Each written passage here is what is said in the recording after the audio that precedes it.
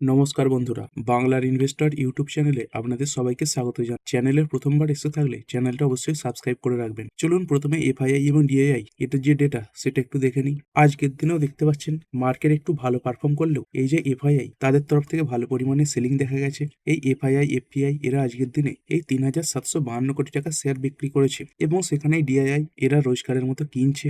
আজকের দিনেও এই যে ডিআইআই রয়েছে এরাই 5,153 কোটি টাকা শেয়ার কিনেছে এবং এই অল্প কয়েকদিনেই দেখতে পাচ্ছেন এই যুদ্ধ পরিস্থিতি তৈরি হওয়ার পরে এই এফআইআই দের তরফ থেকে প্রায় 15 থেকে 16,000 কোটির শেয়ার বিক্রি করা হয়েছে। তবে এটা ভালো ব্যাপার, গতকালে এই যে সেলিং এটা অনেকটা বেশি ছিল এবং সেই তুলনায় আজকের এই যে সেলিং এটা তুলনামূলকভাবে অনেকটাই কম। তবে এরপরে বিভিন্ন যে মার্কেট যেগুলো ওপেন রয়েছে সেখান থেকে ভালো সংকেত কিন্তু আসছে না। যেমন দেখতে পাচ্ছেন এই ডাউ জোন্স এটা এই মুহূর্তে এই 1.5% পড়ে গেছে এবং তারই সঙ্গে সঙ্গে এই যে নাসডাক কম্পোজিট এটাই 0.29% পড়া। তো আমি যখন এই ভিডিওটা রেকর্ড করছি তখন এই যে সিচুয়েশন এটা এরকম রয়েছে এবং পরবর্তীকালে যখন পোস্ট হবে এবং তার সঙ্গে সঙ্গে মার্কেট যখন ক্লোজ হবে তখন কিন্তু এই যে পরিস্থিতি সেটা বদলেও যেতে পারে। যেমনটা দেখতে পাচ্ছেন দেখতে দেখতে এই যে নাসডাক কম্পোজিট এখানে এই পতন এটা আরো বেশি বেড়ে গেছে, 1.25% হয়ে গেছে। তো কিসের কারণে আমেরিকান মার্কেট পড়ছে? যেমনটা দেখতে পাচ্ছেন এই ডাউ জোন্স এটা পড়ার পেছনের অন্যতম যে কারণ সেটা হচ্ছে এই অয়েলের যে প্রাইস সেটা অনেকটা বেড়ে গেছে এবং তারই সঙ্গে সঙ্গে আমেরিকার এই যে 10 ইয়ার ট্রেজারি ইল্ড রয়েছে মানে সরকারি বন্ড সেখানেও বৃদ্ধি দেখা যাচ্ছে। তো এই ট্রেজারি ইল্ডের বৃদ্ধি দেখা যাচ্ছে মানে কি, মানে অনেক কিছু টাকা অন্যান্য অ্যাসেট ক্লাস থেকে বেরিয়ে এই যে ট্রেজারি ইল্ড রয়েছে বা গভর্নমেন্ট বন্ড রয়েছে সেখানে চলে যাচ্ছে এবং সেই কারণেই তো এই যে ট্রেজারি ইল্ড সেটা বাড়ছে। কারণ এই যে ট্রেজারি ইল্ড রয়েছে এটাকে সব থেকে সুরক্ষিত অ্যাসেট হিসেবে ধরা হয়। এইখানে যদি ক্রুড অয়েলের কথা বলি, দেখতে পাচ্ছেন এই ক্রুড অয়েলে ভালো পরিমাণেই জাম্প দেখা যাচ্ছে। আমাদের এই যে ব্রেন ক্রুড রয়েছে যেটা আমরা আমদানি করে থাকি এটা দেখতে পাচ্ছেন এই 85-র কাছে পৌঁছে গেছে আর পার্সেন্টেজ হিসেবে 4%-এর উপরে বেড়েছে। মানে সব ধরনের যে বিভিন্ন জ্বালানি রয়েছে সেখানেই বৃদ্ধি দেখা যাচ্ছে। এই ব্রেন ক্রুডের থেকে এই যে ডব্লিউটিআই ক্রুড যেটাই আমেরিকা ইউজ করে থাকে সেটা তো আরো বেশি বেড়েছে, 7% বেড়েছে। তারপরে এই যে মুরবান ক্রুড দেখতে পাচ্ছেন 14% বেড়ে গেছে।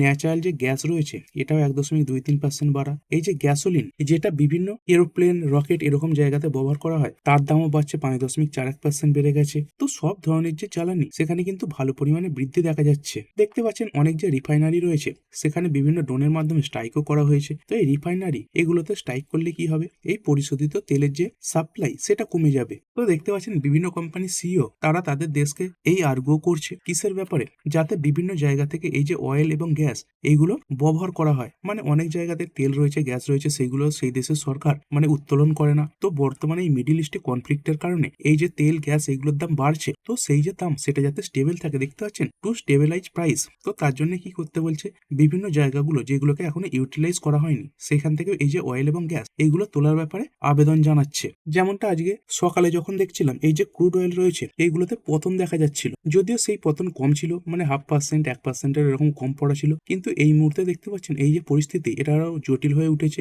এবং এই যে ক্রুড অয়েলের প্রাইস এখানে ভালো পরিমাণে বৃদ্ধি দেখা যাচ্ছে। আর এর পেছনের কারণ কি, যেমন এর আগের ভিডিওতে কভার করেছিলাম যে ইরান তার একটা আলোচনার ব্যাপারে রাজি হয়েছে, যে তারা এই কথাও বলেছে তারা এই নিউক্লিয়ার ডিলটা করতেও রাজি হয়ে যাবে যদি আমেরিকার দিক থেকে তারা ভালো কোনো ফেভারেবল অফার পায়। তো তারপরে আবার দেখতে পাচ্ছেন খবর এসে গেছে, কি খবর আসছে, Iran rejects ceasefire and talks with US. মানে ইরান তার এই আমেরিকার সঙ্গে কথা বলার ব্যাপারে এবং তার সঙ্গে সঙ্গে এই যুদ্ধ বন্ধের জন্য যে সিজফায়ার করা হয় তো সেই যে ব্যাপারগুলো সেগুলো সবই রিজেক্ট করে দিয়েছে। এবং কিসের জন্য ইরান রিজেক্ট করেছে, দেখতে পাচ্ছেন says attack during negotiation ended chance of dialogue. মানে যখন এই নেগোসিয়েশন চলছিল তার মাঝখানে এই যে অ্যাটাক সেটা করা হয়েছে। যেমনটা বর্তমানে দেখতে পাচ্ছেন বর্তমানেও বারবার নেগোসিয়েশনের কথা বলা হচ্ছিল, কিন্তু তখনও এই যে অ্যাটাক সেটাই ইসরায়েল আমেরিকা এটা চালিয়ে যাচ্ছিল। এবং তারই সঙ্গে সঙ্গে এর আগে এই ডোনাল্ড ট্রাম্প যে 10 দিনের একটা টাইম লাইন দিয়েছিলেন, তো সেই 10 দিনের যে টাইম লাইন সেটা শেষ হওয়ার আগেই আমেরিকা কিন্তু অ্যাটাক করে বসেছিল। তো যেহেতু এই নেগোসিয়েশনের মাঝখানে অ্যাটাক করা হচ্ছে সেই জন্যই দেখতে পাচ্ছেন এর ফলে কি হয়েছে, এন্ডেড চান্স অফ ডায়লগ, মানে এই যে কথাবার্তার সুযোগ সেটা কিন্তু শেষ হয়ে গেছে, যেটা ইরান এরা তাদের দিক থেকে বলেছে। এবং তারই সঙ্গে সঙ্গে দেখতে পাচ্ছেন Iran vows revenge after US sinks warship. তো আমেরিকা বর্তমানে কি করছে, বিভিন্ন টর্পেডোর মাধ্যমে ইরানের যে বিভিন্ন ওয়ারশিপ রয়েছে সেইগুলোকে ডুবিয়ে দিচ্ছে।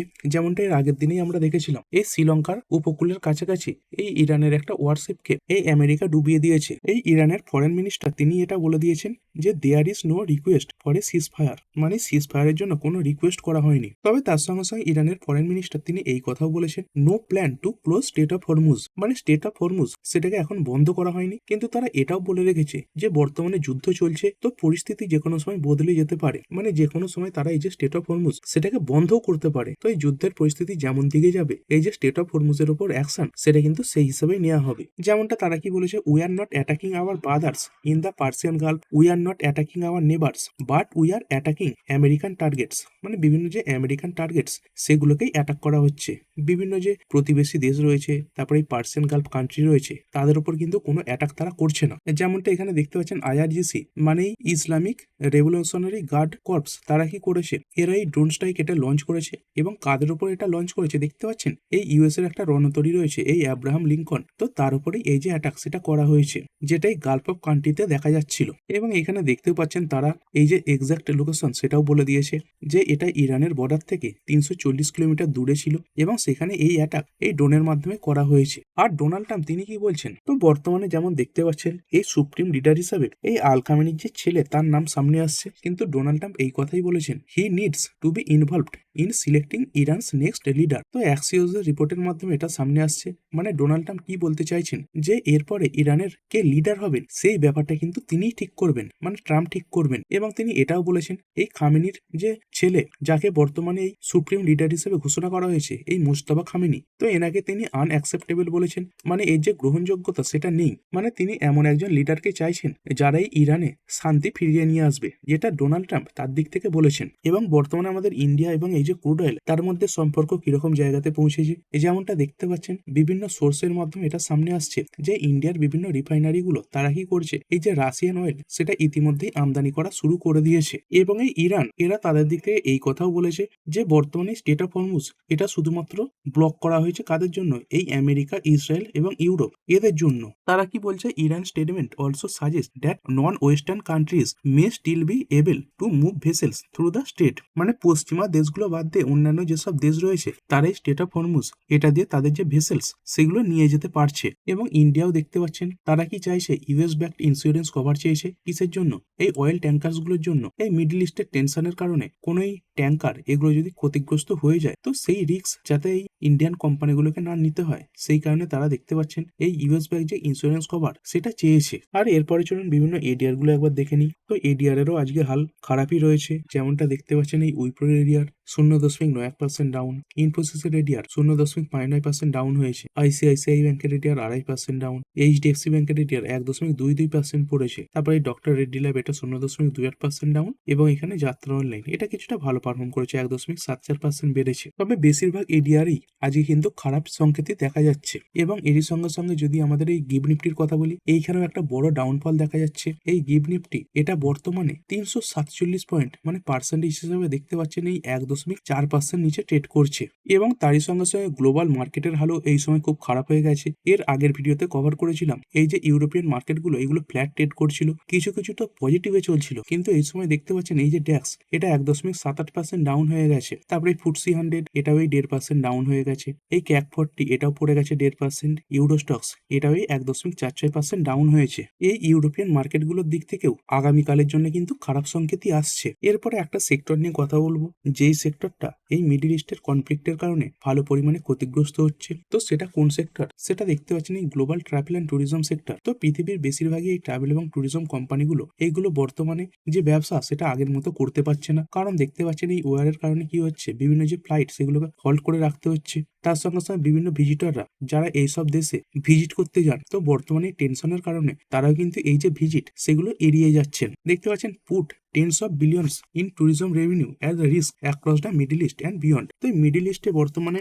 অনেক যে পর্যটক তারা যান, কিন্তু বর্তমানে রিস্ক যেহেতু বাড়ছে সেই সময় কিন্তু এই যে পর্যটন এটা অনেকটাই কমে গেছে। যেমন দেখতে পাচ্ছেন পৃথিবীর অনেক বড় বড় যে ব্যস্ততম এয়ারপোর্ট গুলো রয়েছে, এই দুবাই, তারপরে দোহা, আবুধাবি, এইগুলোকে সব ফুললি শাট ডাউন করে রাখতে হয়েছে। তার সঙ্গে সঙ্গে দেখতে পাচ্ছেন hundreds of thousands of passengers are facing uncertainty. তো অনেক যে পর্যটক তারা বিদেশে আটকাও পড়ে রয়েছেন। অনেক দেশ তো তাদের এই যে ভিসার মেয়াদ সেটাও বাড়িয়ে দিচ্ছে, কারণ এই আনসার্টিনিটির কারণে অনেক যে পর্যটক তারা কিন্তু নিজেদের দেশে ফিরতেও পারছে না। তার সঙ্গে সঙ্গে এই যে এয়ারলাইন্স গুলো এরাও দেখতে পাচ্ছেন tense of thousand of flights সেগুলো ক্যান্সেল করেছে। এই অল্প দিনেই দেখতে পাচ্ছেন এই সমগ্র বিশ্বে প্রায় 23,000-এরও বেশি যে ফ্লাইট সেগুলো ক্যান্সেল করা হয়েছে। এবং তার মধ্যে 21,300 খানা ফ্লাইট, এগুলো তো 7খানা মেজর যে গালফ হাবস রয়েছে, যেমন এই দুবাই, দোহা এবং আবুধাবি, এগুলোতেই ক্যান্সেল করা হয়েছে। এই মার্চের শুরুতেই মানে যুদ্ধ শুরু হওয়ার পরে শুধুমাত্র ইন্ডিয়াতেই এই 2221 খানা ফ্লাইট এগুলো ক্যান্সেল করা হয়েছে। মানে এখনো পর্যন্ত যেটুকু ডেটা অ্যাভেলেবেল রয়েছে সেটার কথা বলছি। এবং এই ক্যান্সেলেশনের কারণে দেখতে পাচ্ছেন 1 মিলিয়ন প্যাসেঞ্জার্স মানে 10 লাখেরও বেশি প্যাসেঞ্জার্স বিভিন্ন প্রবলেমের মুখোমুখি পড়েছেন। এবং এই এয়ার স্পেস ক্লোজারের সময় দেখতে পাচ্ছেন দৈনিক মানে কমপক্ষে 90,000 করে প্যাসেঞ্জার ডেলি আটকা পড়ে যাচ্ছিলেন। এবং এই 5 দিনের মধ্যেই এই ফুয়েল কস্ট বেড়ে গেছে, তার সঙ্গে সঙ্গে রিরাউটিং মানে অন্যান্য জায়গা দিয়ে এই যে ফ্লাইট সেগুলোকে উড়াতে হচ্ছে। এবং এই যে রেভিনিউ দেখতে পাচ্ছেন লস্ট রেভিনিউ মানে অনেক প্যাসেঞ্জার কমে গেছে। তো এই কিছুর কারণেই মাত্র 5 দিনে এই যে এভিয়েশন সেক্টর রয়েছে এখানে যে লস দেখতে পাচ্ছেন সেটাই $1 বিলিয়ন কেও ছাপিয়ে গেছে। এবং তারই সঙ্গে সঙ্গে এই ট্রাভেল এবং এই সংক্রান্ত যে স্টক যেগুলো বিভিন্ন ইন্ডেক্সের লিস্ট রয়েছে এই ইউরোপ বলুন এশিয়া বলুন সবকিছু মিলিয়ে কোম্পানির শেয়ারে যে পতন দেখা গেছে সেখানে এই মার্কেট থেকে প্রায় $11.9 বিলিয়ন উড়ে গেছে। আর এই ইন্ডিয়ান মার্কেটে এমন কোন কোন কোম্পানি রয়েছে যেগুলো ট্যুরিজম সেক্টরে কাজ করে থাকে। তো প্রথমে কথা বলবো IRFC। দেখুন এর সঙ্গে এই যে মিডিল ইস্টে কনফ্লিক্ট তৈরি হয়েছে তার তো সরাসরি যোগ নেই, কিন্তু একই সেক্টরের কোম্পানি হওয়ার কারণে এই স্টকে কিছুটা ডাউনফল দেখা গেছে। এই 5 দিনে দেখতে পাচ্ছেন প্রায় 4.36% ডাউন হয়ে গেছে। এবং যদি অন্যান্য কোম্পানিগুলো বলি এই যে ইন্টারগ্লোব এভিয়েশন এটা তো সরাসরি এই এভিয়েশন সেক্টরে যুক্ত, দেখতে পাচ্ছেন 5 দিনে 8.19% ডাউন হয়েছে। তো যখন যুদ্ধই শুরু হয় তার আগে স্টকটা দেখতে পাচ্ছেন প্রায় 4,900 কাছাকাছি চলছিল, সেখান থেকে বর্তমানে নেবে 4,500 কাছাকাছি পৌঁছে গেছে। এবং আজকের দিনে দেখতে পাচ্ছেন এই শেষের দিকে একটা সার্ভে রিকভারি এসেছিল, কারণ এই সময় এই রিপোর্ট সামনে এসেছিল যে ইরান তাদের দিক থেকে এই যে নেগোসিয়েশন সেটা করতে রাজি হয়েছে। তারপরে স্পাইস জেট লিমিটেড এটাও যদি দেখেন 5 দিনে এই টপ থেকে দেখতে পাচ্ছেন একসময় প্রায় 17-র কাছাকাছি চলছিল, সেখান থেকে 14-র কাছাকাছি নেমে এসেছে। এই অল্প দিনেই প্রায় 18% ডাউন হয়ে গেছে। তারপরে এই কোম্পানিটা BLS ইন্টারন্যাশনাল সার্ভিসেস লিমিটেড এটা আজকের দিনে দেখতে পাচ্ছেন ওই শেষের দিকে একই সময় একটা রিকভারি আসে। এই কোম্পানি কি কাজ করে থাকে, বিভিন্ন দেশের ভিসা সংক্রান্ত কাজ করে থাকে। তো এই সময় এই মিডল ইস্টের প্রবলেমের কারণে এই যে ভিসা সংক্রান্ত কাজ এইগুলো অনেকটা কমে যাবে। তো এই স্টকেও দেখতে পাবেন পতন এসেছে। এইখানে দেখতে পাচ্ছেন প্রায় 280, 82, 85 এরকম জায়গাতে চলছিল, সেখান থেকে 260-এর কাছাকাছি নেমে চলে এসেছে। তারপরে আরো একটি কোম্পানি এই যে ইক্সিগো এতেও দেখতে পাচ্ছেন এই শেষের দিকে এই সেম প্যাটার্ন আজকের দিনে তৈরি হয়েছে।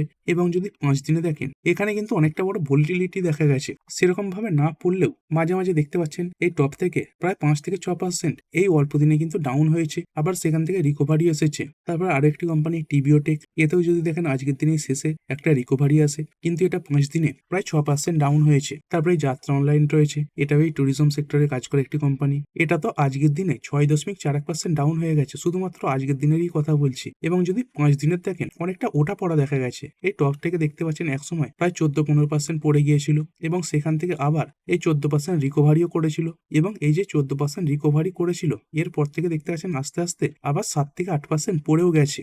তো বুঝতে পারছেন এই কনফ্লিক্টের কারণে স্টক মার্কেটের যে স্টেবিলিটি সেটা অনেকটা কমে গেছে। তবে যদি কথা বলি এই কনফ্লিক্টের মাঝখানেই বিভিন্ন ব্রোকার বিভিন্ন স্টক নিয়ে বুলিশও হচ্ছে, তারই মাঝখানেই জেপি মর্গান আজকের দিনে দুটো স্টকের প্রতি বুলিশ হয়েছে। যদি সেই কোম্পানিগুলোর কথা বলি দেখতে পাচ্ছেন আজকের দিনে ভালো তেজি এসেছে। প্রথম যে কোম্পানি সেটা হচ্ছে JSW ইনফ্রাস্ট্রাকচার, 6.20% বেড়েছে। কোম্পানিটা ইনফ্রাস্ট্রাকচার রিলেটেড কাজ করে থাকে এবং তার মধ্যে পোর্টের বিজনেসও রয়েছে। এবং আরো একটা যে কোম্পানি সেটা হচ্ছে এই Adani ports and special economic zone limited, 3.82% বেড়েছে। তো এই বাড়ার পেছনে কারণ কি, যেমনটা দেখতে পাচ্ছেন Adani ports, JSW infra, structural growth counters in India, JP Morgan sets bullish target price, মানে জেপি মর্গান এই দুটো কোম্পানির প্রতি বুলিশ হয়েছে। তো কি কারণ দেখতে পাচ্ছেন এই দুটো কোম্পানি অ্যাগ্রেসিভলি এই যে লজিস্টিক সেগমেন্ট এখানে নিজেদেরকে এক্সপ্যান্ড করছে, তার সঙ্গে সঙ্গে কোম্পানিগুলো তাদের এই যে ওয়ার হাউসিং ক্যাপাসিটি মানে গুদামের যে ক্যাপাসিটি স্টোরেজ যে ক্ষমতা সেটাও বাড়াচ্ছে। তার সঙ্গে সঙ্গে তাদের এই যে রেভিনিউ এটা ডাইভার্সিফাইড করছে, মানে শুধুমাত্র একটা সোর্সের থেকে রেভিনিউর ওপর এরা নির্ভর করে বসে নেই, অনেক নতুন নতুন সোর্স এরা খুঁজছে। এবং তারই সঙ্গে সঙ্গে এই কোম্পানি এই মার্জিন পোটেনশিয়াল এটা বাড়াবার জন্য বিভিন্ন ইমপ্রুভমেন্টও করছে। এখানে তারা কি বলেছে, Adani ports and ACG limited and JSW infrastructure limited are well positioned to capitalise on structural growth opportunities in India's port and logistic sector with strong profitability. আরো কি কি কারণ রয়েছে দেখতে পাচ্ছেন, হাই এন্ট্রি ব্যারিয়ার্স, মানে এই যে সেগমেন্ট রয়েছে পোর্ট সেগমেন্ট এখানে ছোটখাটো কোম্পানি এন্ট্রি নিতে পারে না, কারণ এইখানে যে টাকার ব্যাপার সেগুলো অনেক বড় বড় হয়। তার সঙ্গে সঙ্গে ইন্ডাস্ট্রি কনসলিডেশন, তারপরে স্ট্রং প্রাইসিং পাওয়ার দেখতে পাচ্ছেন, তার সঙ্গে সঙ্গে ক্যাপাসিটি এক্সপেনশন, এই যে ট্রেড মানে বাণিজ্য এটাও বাড়ছে। এই যে দুটো কোম্পানি রয়েছে এরা অ্যাগ্রেসিভলি এক্সপেন্ড করছে এই লজিস্টিক্স এবং ওয়ার হাউসিং ক্যাপাসিটি। এবং তারই সঙ্গে সঙ্গে গভর্নমেন্ট বিভিন্ন প্রোগ্রামও লঞ্চ করেছে, যেমন এই সাগরমালা, তারপরে এই মেরিন টাইম ইন্ডিয়া ভিশন 2030, তারপরে এই অমৃতকাল ভিশন 2047।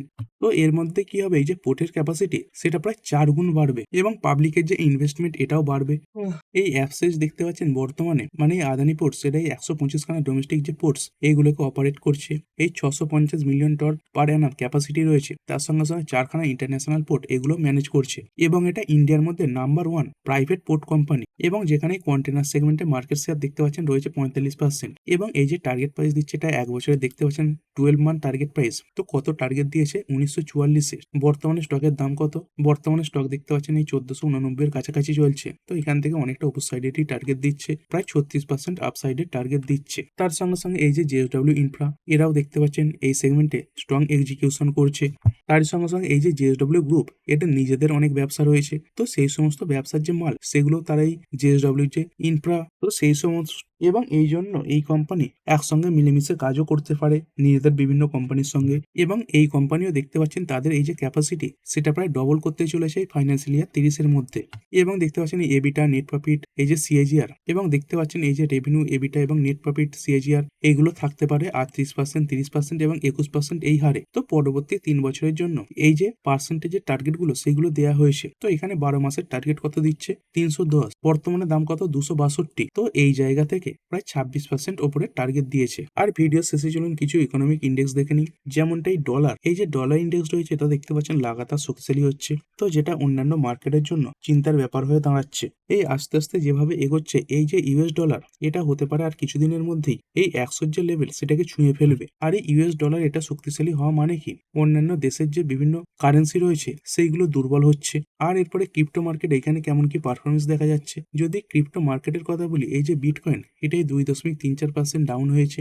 গতকাল ভালো একটা র্যালি এসেছিল এবং এরই সঙ্গে সঙ্গে এই যে ইথেরিয়াম রয়েছে এখানে 3.25% ডাউনফল এই মুহূর্তে দেখতে পাওয়া যাচ্ছে। আর ভিডিও শেষে চলুন দেখে নিই আমেরিকান মার্কেটে এই যে পতন সেটা আরো বাড়লো কি। এইখানে যদি ডাউ জোন্সের কথা বলি তো চলুন একবার রিফ্রেশ করে নিই। দেখতে পাচ্ছেন লোয়ার লো ফরম্যাটে নিচের দিকেই নামছে, তো এই মুহূর্তে প্রায় 2.13% পড়ে গেছে এবং দেখতে পাচ্ছেন পয়েন্ট হিসাবে 1038 পয়েন্ট পড়া। আর এরই সঙ্গে সঙ্গে যদি নাসডাক কম্পোজিটের কথা বলি এইখানে কেমন পারফরমেন্স দেখা যাচ্ছে, এইখানেও সেম পারফরমেন্স দেখা যাচ্ছে। এইখানেও যে পতন সেটা আরো গভীর হচ্ছে। এই সময় এই যে নাসডাক কম্পোজিট এটাই 1.35% ডাউন হয়ে রয়েছে। তো খুবই খারাপ অবস্থা এই যে আমেরিকান মার্কেট এখানে দেখা যাচ্ছে। তো ঠিক আছে বন্ধুরা, আশা করছি ভিডিওটা আপনাদের ভালো লেগেছে। আপনি চাইলে এটাকে লাইক এবং শেয়ার করতে পারেন।